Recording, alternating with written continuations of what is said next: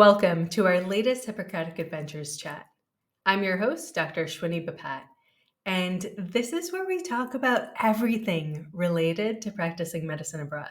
And if you haven't already, make sure to download your completely free ebook, which walks you through the 3 steps to starting your adventure. Head over to hippocraticadventures.com/subscribe. And of course, I'll include the link in the description below. We're very excited to have with us Dr. Elizabeth Culp. She went to medical school at Mercer University. She did her EM emergency medicine residency in Richmond, Virginia at VCU. And she then practiced in Macon, Georgia at a level 1 trauma center for 13 years prior to moving to Saipan in 2019 with her 3 children, who are now 19, 17, and 13. So, of course, before we get started, make sure to smash that subscribe button, sit back, and enjoy. Can you tell me your story? How did you end up in Saipan? Where were you in life, in training, and in attending life? And what was it that kind of made you make this big move? I think if you had told me when I finished residency or even when I was in medical school that I would end up practicing in Saipan, I would have thought you were completely insane. Like, this is so far out of my wheelhouse for something I would normally do. I just intended to go back to Georgia, where I was from, and practice in the town I grew up in, which was Makon. And that was sort of my life plan. And that's what we did for the first 13 years after residency. I practiced in a level 1 trauma center in Georgia, which was great. And I loved my colleagues and I really enjoyed working there. And honestly, I never intended to really permanently leave there. I was going to take a year sabbatical. They agreed to let me, take a year off, and everybody else was going to basically cover my shifts for a year while I came over here. So we had a little bit of upheaval in the emergency department when I first started as an emergency physician there in 2006. We were employed by the hospital. We were actually 1099 contractors, but we contracted directly with the hospital. So we sort of functioned as a democratic group. And then about probably 5 years before I left, we found out that they wanted to bring in a corporate medical group to take us over, which was obviously something we were all very concerned about. So we ended up getting taken over by Apollo MD, which is actually not a CMG. It is physician owned. So it was a relatively smooth transition, but the whole experience sort of made me start thinking, maybe I need an alternative plan just in case this doesn't work out. And I had started to get just a little bit burned out. I was working a lot. I had 3 small children, and sort of the demands of metrics and door-to-doc times and, the constant threat of malpractice and patient satisfaction scores, were just very weighing. And so I just sort of I just wanted a break. I didn't want to completely change careers because I enjoy emergency medicine. So I didn't want to do something different, really. I just kind of wanted to try out a different practice environment. So I actually saw an ad originally on the Physician Moms Facebook group for Saipan. They were looking for a nephrologist. And I sort of ignored it at first because I was like, well, that's crazy. It's in the middle. I didn't even know where it was. I had never heard of Saipan. And so then I saw it pop up again on the EM Docs Facebook group. And at that point, we were kind of the house we were renting was going to be sold. And so we were going to have to move anyway. And we were like, well, maybe if we just move somewhere completely different just for a year.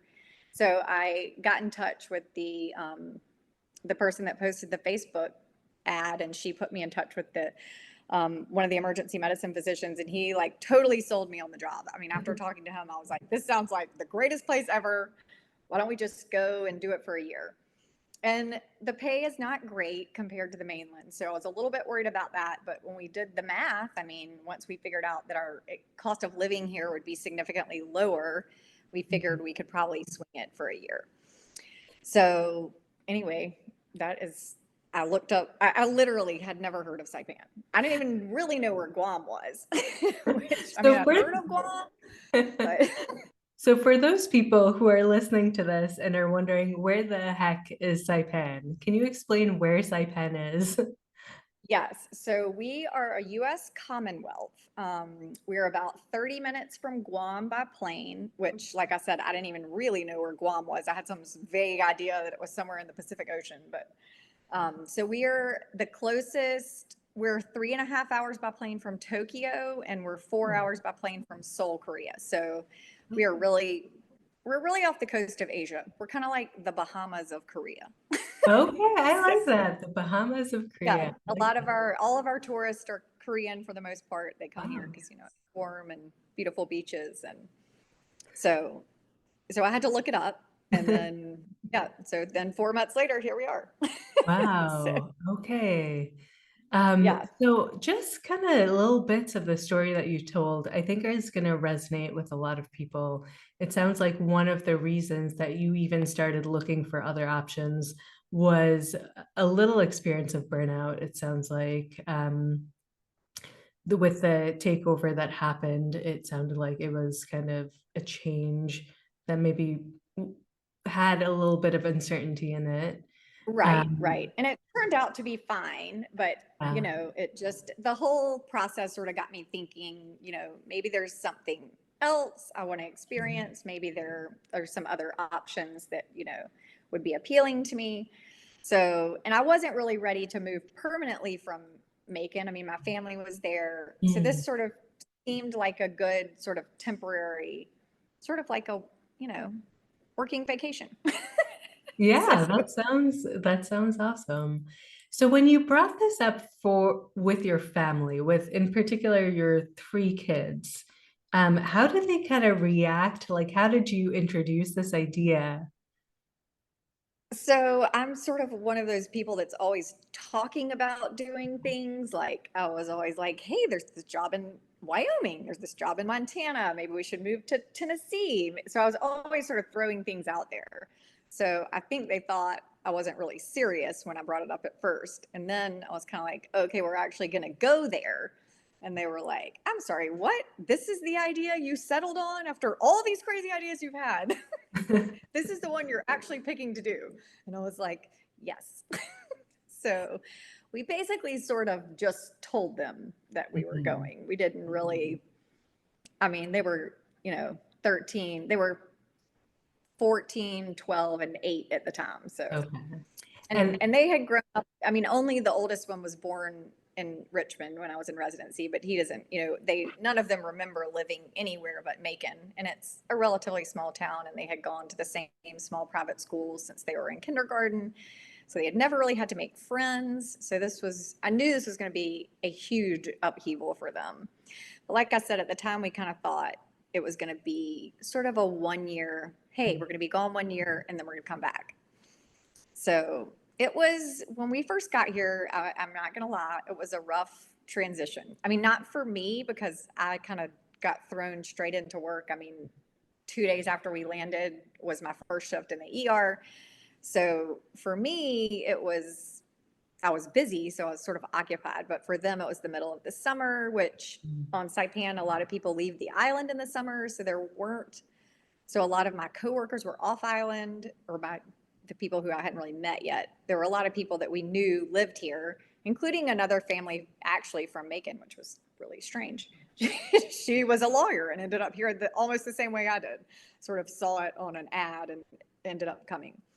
So I had talked to her before we came. So we knew of a lot of people, but they happened to all be off island. So when we first got here, it was a little rough. We didn't really have a lot of people to connect with right off the bat. And my kids and husband at the time were all sort of just overwhelmed, I think.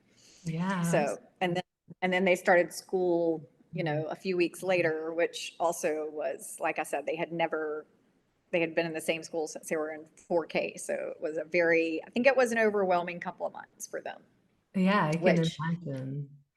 yeah. So my oldest was starting ninth grade. My daughter was starting seventh grade, and my youngest daughter was starting third grade. So there were a lot of tears on the first day, which that was sort of the only moment I was like, oh, what have I done?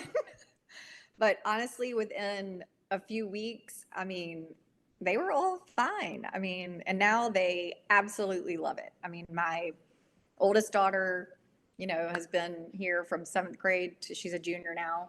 And she has a great group of friends that are, incredibly diverse and from incredibly different backgrounds. And my 8-year-old, I mean, my now 13-year-old who was 8 is the same. I mean, they've both just made just amazing relationships here, and they just have a totally different view on life and a completely different, little piece of their childhood that you could never recreate anywhere in the States. And my oldest, you know, same thing. I mean, and he had a little bit harder time because he was going into high school. But he ended up with a really nice group of friends and a really good class. And he, graduated from high school here, which we never really intended, but he got into a lot of colleges that I think he probably wouldn't have gotten in from the States because, he's the only applicant from Saipan. So I think that was hugely beneficial, which was not something we really had anticipated, but And what do you think helped them make that transition? Like, did you prepare them in any way before you moved to Saipan?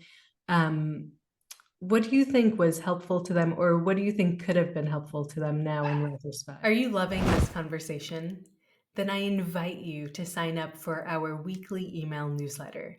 This is where we share tips and strategies about moving abroad that we just don't share anywhere else. So make sure to sign up at hippocraticadventures.com/subscribe. no, we really just threw him right in the fire. Honestly, I think that's what happens when your mom is an emergency medicine physician. You just hope for the best. So honestly, no. I mean, we really didn't. I just no. I think me having a good attitude about it probably helped, and we really tried to sort of embrace the island from the moment we got here. We tried to sort of take advantage of hikes and beaches, and we tried to make friends, and so we really tried to make a lot of connections right off the bat, which I think was really important because we were able to find a group of people with, similar age kids who we ended up being, really close friends with. And it just created a really nice support system. Because that's one of the that's one of the most difficult things about moving somewhere where you don't know anybody. And like I said, I moved from residency. I went right back to my hometown where all my family was. So I kind of was really going out on a limb coming over here. So it was nice to kind of build a support system, which was easier to do with kids, really, because you knew people from school and things like that. Yeah, I think that's so true. Even with our move to Portugal, our kids were much, much younger. One Yeah, was 10 months old, the other one was 3.5. But one of the biggest ways that we've made any friends here is actually through our kids and through the right. school and parents we meet. So that's been actually a huge blessing. So in Yeah, moving I to think that's oh, go hugely ahead. beneficial. But there's also a huge group of single people in Saipan that seem to have an amazing time. Well, I can imagine I, that too. yeah, I think the most important thing is really just kind of diving right in and being willing to kind of put yourself out there and kind of embrace wherever you are, which is, Yeah. I think that's probably what helped our kids the most is kind of seeing us do that and kind of just know that you're here, so you may as well make the best of the situation and enjoy the time you have. I So think that's such a great attitude to lead with as well. So in moving to Saipan, what are some of the differences you noticed in the practice of EM there compared to Georgia, let's say? I think, well, one of our biggest factors here is that we are pretty resource poor. I mean, it's an 83 bed hospital. We have 4 ICU beds, which a lot of this sort of came to light, especially with COVID sort of, because we are very close to China. In fact, a huge portion of our tourists were from China before COVID. So we actually were having a pretty big influx of Chinese tourists in December and even January. And, we would always see them in the ER with colds and fevers. And so we sort of thought we were going to get it before anybody else. And we really were very underprepared. I mean, we have We have 4 ICU beds. We have 12 ventilators. We have 1 respiratory therapist on. So we sort of were like, we have to have a plan because we are resource poor. So we actually sort of avoided COVID, which is a whole nother story. But so that was great. But we really had to kind of, it really sort of brought to light, this is what we have to work with. Right. So, I mean, it's evident on a day-to-day basis in the ER, but usually you can kind of find some workarounds. But that was sort of the one time it was sort of staring us in the face, like this could be a huge systemic problem. But for the most part, the real differences are, you may not be able to find a medication you need. I mean, you may not be able to find some device you're used to, and you just have to work with what you have. And our specialists are very limited. I mean, we have ENT that works 9 to 5, Monday to Friday. They will come in like if there's a really serious emergency. We have orthopedics. Sorry, this dog is going nuts. It's okay. Is that your dog? Yes. Oh, what's his or her name? I have 3. I Oh, came okay. here with 2 and I ended up adopting another one. Okay. That's getting them off this island is going to be a whole nother story. Okay. But yeah, so the really the biggest challenges of practicing here are the fact that you don't have vascular surgery, you don't have neurosurgery, you don't have a lot of specialists. So I came from a level 1 trauma center where I could have an anesthesiologist at the bedside in 5 minutes if I had a scary airway, or if I had, a trauma, I had a whole trauma team. I had with, a surgeons and surgery residents and 3 respiratory therapists. And so I kind of came here where I was single coverage at night and I respond to codes in the hospital. I'm the only doctor in the hospital at night. Oh, wow. So I was really terrified about that because I really kind of thought, because it was completely out of any sort of, it was completely different from any practice environment I'd ever been in before, because in residency, obviously you have all that backup.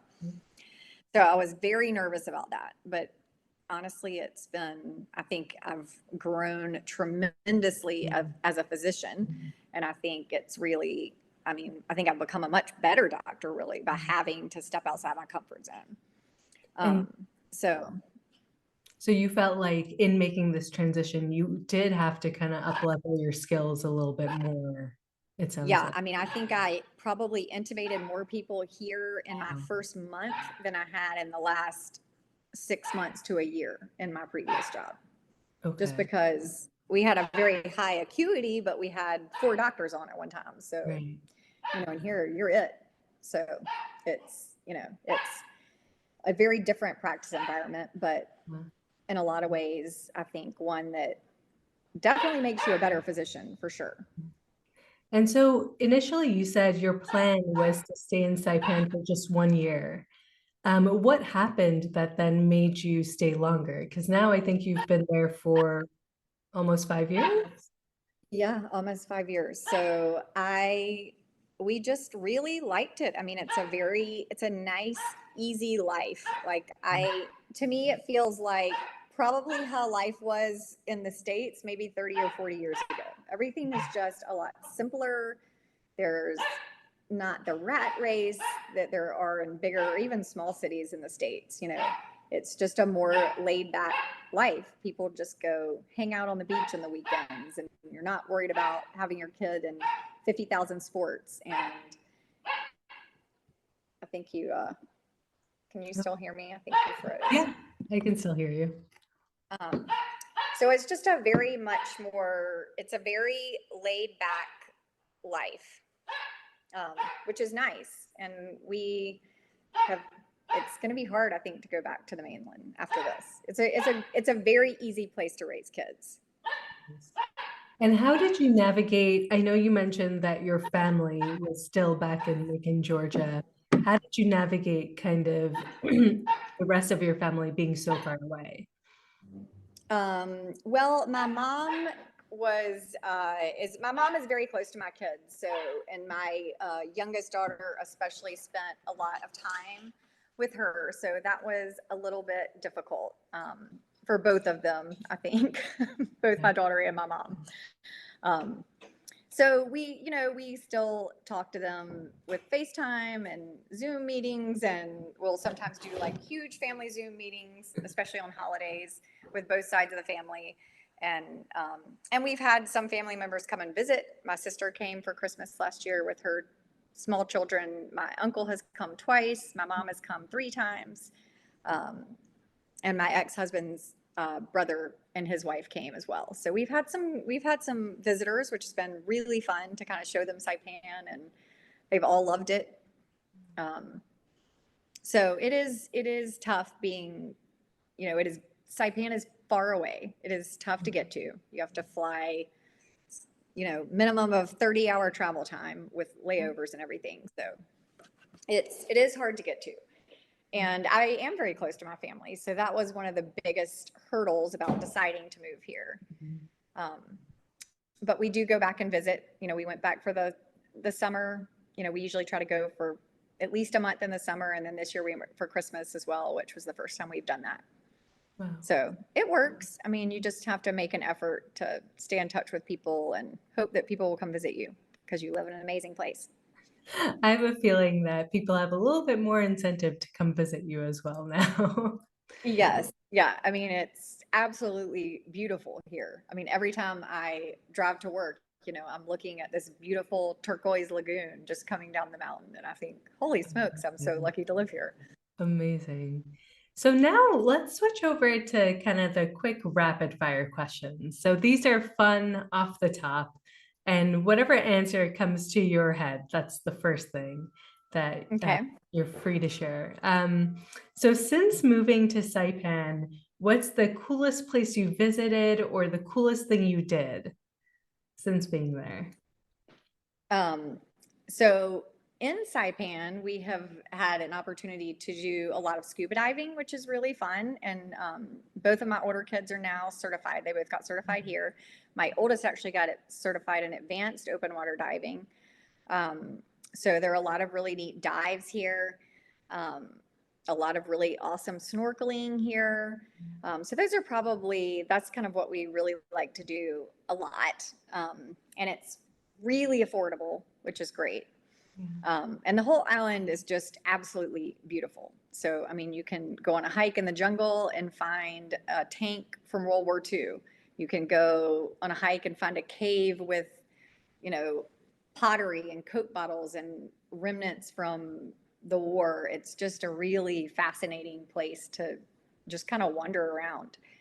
Um, and then we've also had the opportunity to travel to Asia because, well, for the first 2 years, COVID kind of had us on lockdown. But after COVID, we've been to Seoul, I think 3 times now. We've been, because it's, a $300 round trip flight and it's 4 hours. So you can go for a long weekend to Seoul, which is amazing. Seoul is fantastic. That's amazing.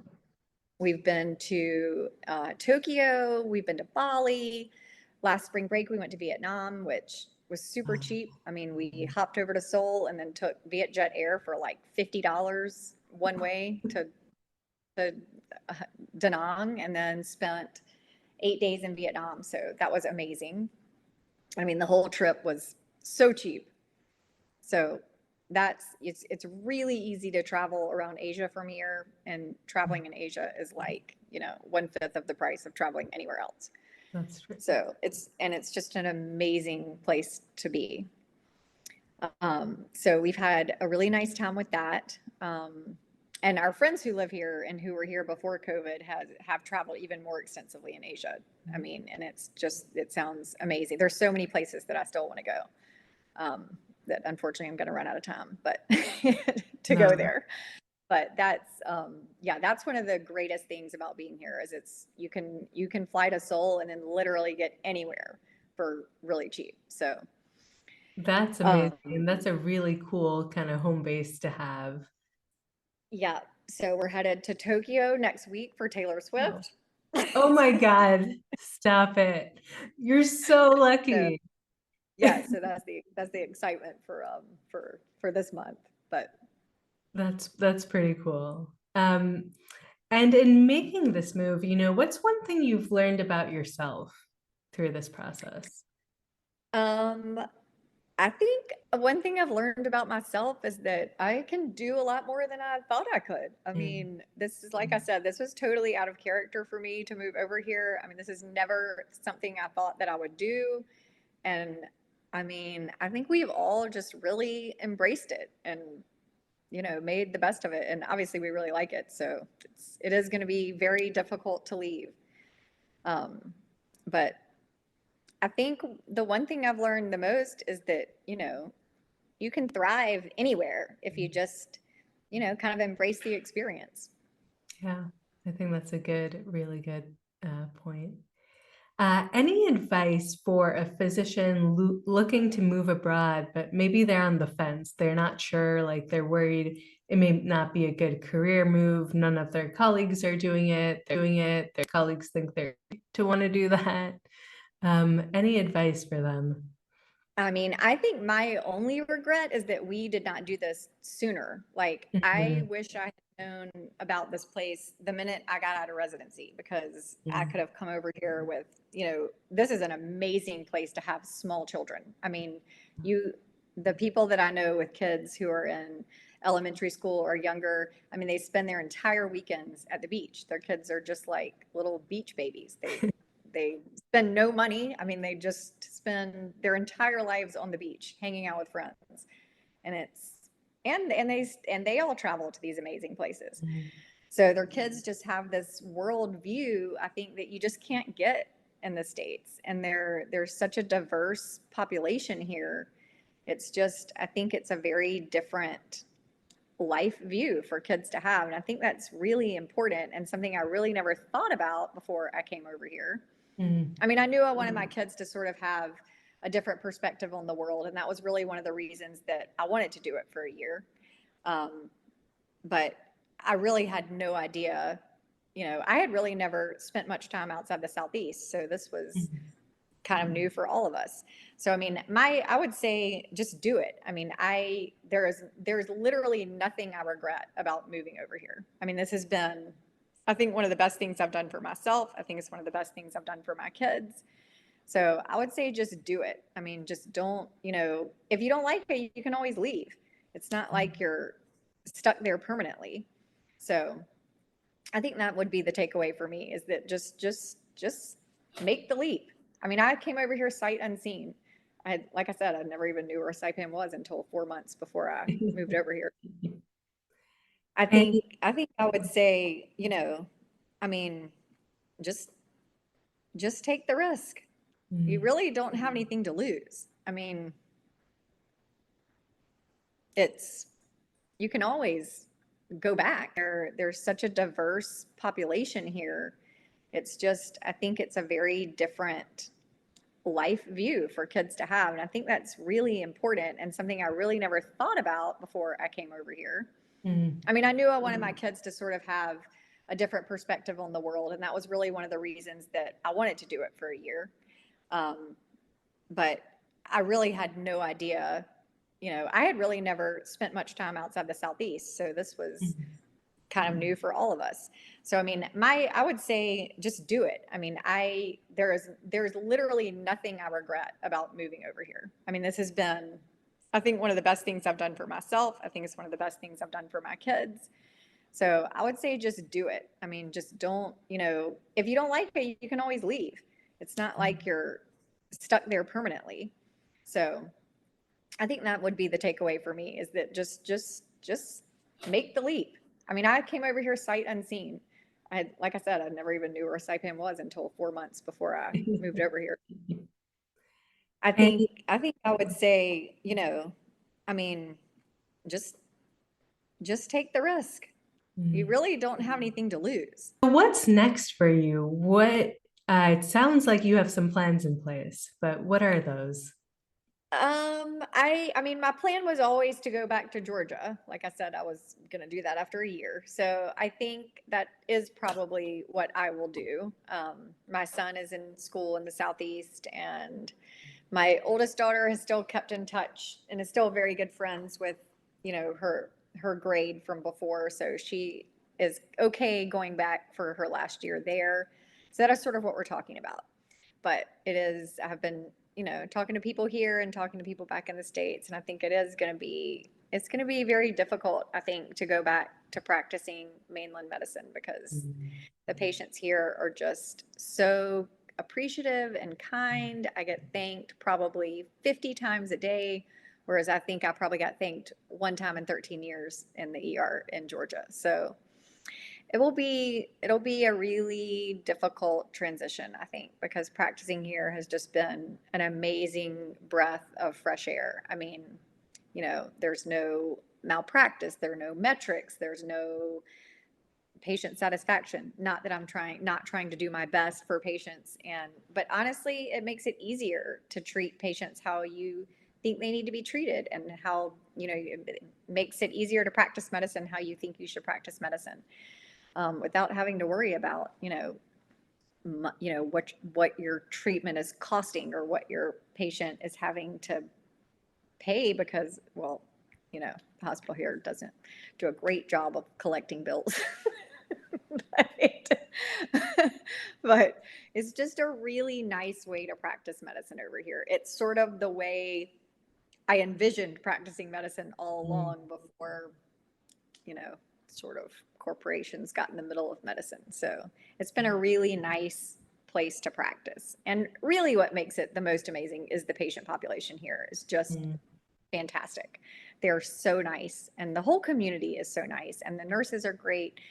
Just the whole community is so welcoming. It's been a really amazing experience. And I think leaving that will be very difficult because despite the limitations, of having limited resources, it really creates a different kind of dynamic with other physicians because you're all just trying to do what's best for the patient with what you have to work with. And the patients understand that that's what we're trying to do. And so they're also very understanding and very, participatory in their care, really, because it's like we're all sort of working towards one common goal, which is great, and it makes it really enjoyable to practice here. And the other physicians here are really great, and everybody sort of has the same attitude that we're just here to serve this patient population and to do the best we can with what we have to work with. And so that has just been a really nice way to practice for the last 5 years. So I think it'll be a little bit more difficult to go back where people are burned out and people are sort of, struggling to take care of patients in kind of a broken system. And Mhm. here we sort of have a little bit of a reprieve from that. I mean, don't get me wrong, we have our own problems, but for the most part, it is just an incredibly enjoyable place to practice medicine. Well, that sounds like a very refreshing 5 years that you've had. Yeah. And I do think it will be kind of a culture shock to go back into that system.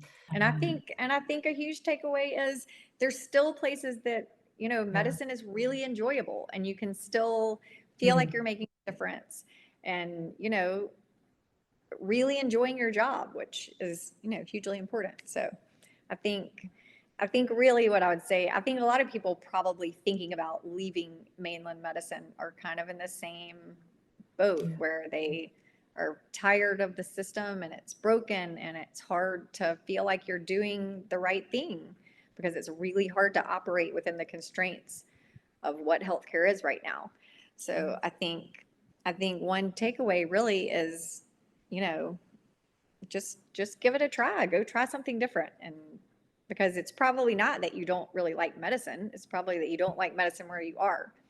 So I think it's just to keep in mind that there are other things out there and not be afraid to kind of, take a leap of faith and try something different. Because you can always backtrack. I mean, if you do something and it turns out to be horrible, I mean, you can survive anything for 6 months or a year, or, you know, you can always go back. But, Yeah. I will never be able to get an experience like this again. And I will never, I'm so glad I gave this experience to my kids. And I'm so glad I gave this experience to myself. Yeah. So I think that would be the main takeaway is just don't be afraid to just try something totally new and different and completely out there, no matter how crazy it seems. I mean, my family thought I was insane when I said I was moving to Yeah, Saipan. well, my parents also thought I was insane to leave the US. So I think that's a Yeah, common theme that comes up. yeah. But Um, then when they come to visit here, they're like, yeah. I mean, my was like, I don't know why you would ever leave here. This is amazing. So, I mean, you go to the beach and there are people saying, "Hey, Doc, how are you?" I mean, it's just like living in this little small town where, you know, everybody's friendly and everybody's glad you're there. And it's like, Yeah. it's just a really nice place to be. Well, on that note, Dr. Elizabeth Culp, thank you so much for joining us, for sharing your story. I've been so curious about it for a while now, so it's wonderful to meet and to learn more about kind of what made you make that move from Georgia to Saipan and what that experience is like. And I'm so excited for what's coming for you in the future, because I think one thing you so very clearly learned is that you can adapt to a lot of different environments and resources. Um, and you always get to take this experience with you. Right. Yeah. So, and I'm so glad you guys are kind of, you know, showing everybody these different options, because I think when you go to medical school and you sort of Yeah. have a one track mind and you just don't really think outside the box. So I would encourage everybody to really think outside the box earlier on than I did, because I feel like I could have really enjoyed a much longer time here than I got if I had known about it. So, Well, thank you for sharing all of your advice and just your experience, honestly. I think there's so much we can learn from your experience.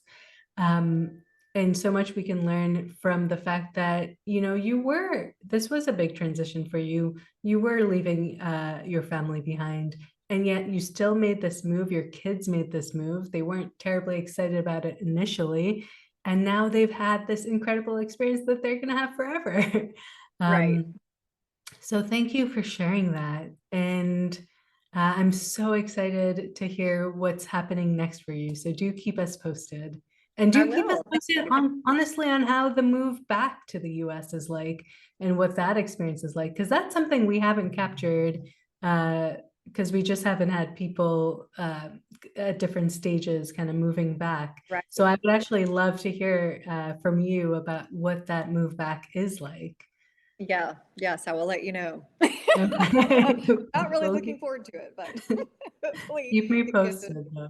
better than I hope than I'm anticipating. I hope so. I hope so. It'll definitely be a culture shock, I think, but um I hope it goes as well as possible for you. Thank you. And thanks so much for taking the time to hear about Saipan. And Of if course. anybody, we need all specialties. So emergency medicine, surgery, psychiatry, we're fully staffed on pediatrics, but we always like to have people in the pipeline. So, and the Okay. physicians here are amazing. It's like an amazing community to join. So, Well, we'll definitely send a shout out so that anyone that is looking for positions in Saipan, they know who to reach out to and how to kind of start that search.